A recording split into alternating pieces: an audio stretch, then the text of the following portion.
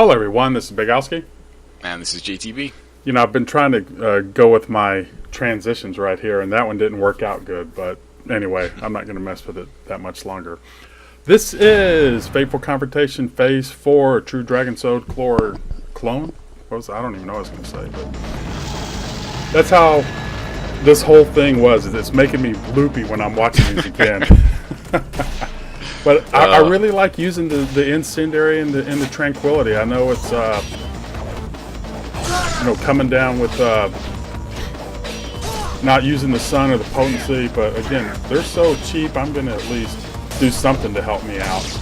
Yeah, I mean, and really the damage difference between sun and not sun, like it's virtually negligible against the clones. Like you might as well have that like constant health ticking up. You might as well get something back. Oh yeah, it's the same with potency. You know, like there's only like 2 moves in the whole game that really benefit from potency, and the Dragon Sword, has neither of those, so it doesn't really matter. One thing we haven't talked about too much is you almost have to come out with almost every move that you do with block on.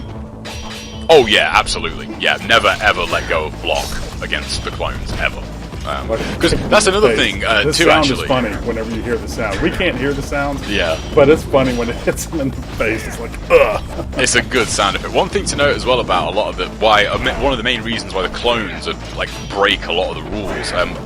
Virtually every single combo in this game is a natural combo. What that means is that once the first hit connects, there's enough stun for the rest of the string to hit. So like XXX with the Dragon Sword.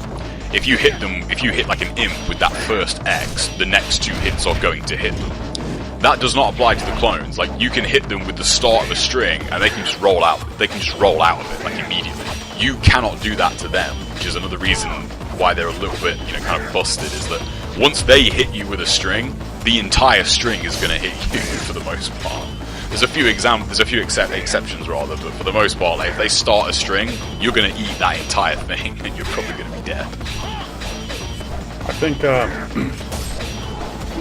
I messed up my Azuna drop a while ago, not expecting it to connect. But please note, you don't have to just run up the wall to avoid the Nimpo. You can roll out of the way. But if you're close to the wall and want to run up the wall and then come down with Y, that's a good way to avoid it too. But again, I really like that Shuriken Gleaming Blade. Yeah, it is really cool. Quick note, their Nimpo, their Inferno Nimpo at least, it still has like the kind of phantom hitbox that yours does, so you want to wait till just the last second if you're going to roll to evade that, because if you roll as soon as he shoots it, the hitbox will hit you. And if you're really close to the wall, you get that splash damage. That's happened to me before. Yeah, if you're really close to the wall, just wall attack. It's the safest way. See, that's the reason I come down with the Y, because whenever you connect them. One thing that we haven't talked about too much is the timing. As soon as that, I'm not pressing X as soon as that Y hits, and he gets down. That's the reason he was able to get up, because I was off just that split second. And once you start doing it, you'll understand what I'm talking about. Yeah, so like here you've got the other pattern down. Like it's hard to describe quickly, but I think it's something to do with how his AI works. When you're in the air on the flip over, I think that must do something to his tracking, so he's not blocking, and then it just hits him like every time. But again, you can see the point difference.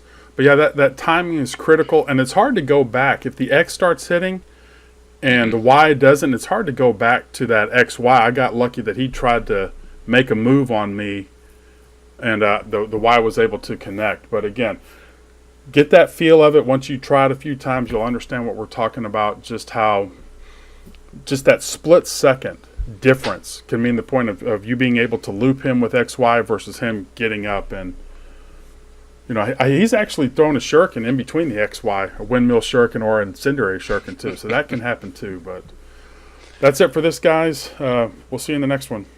Take care, everybody.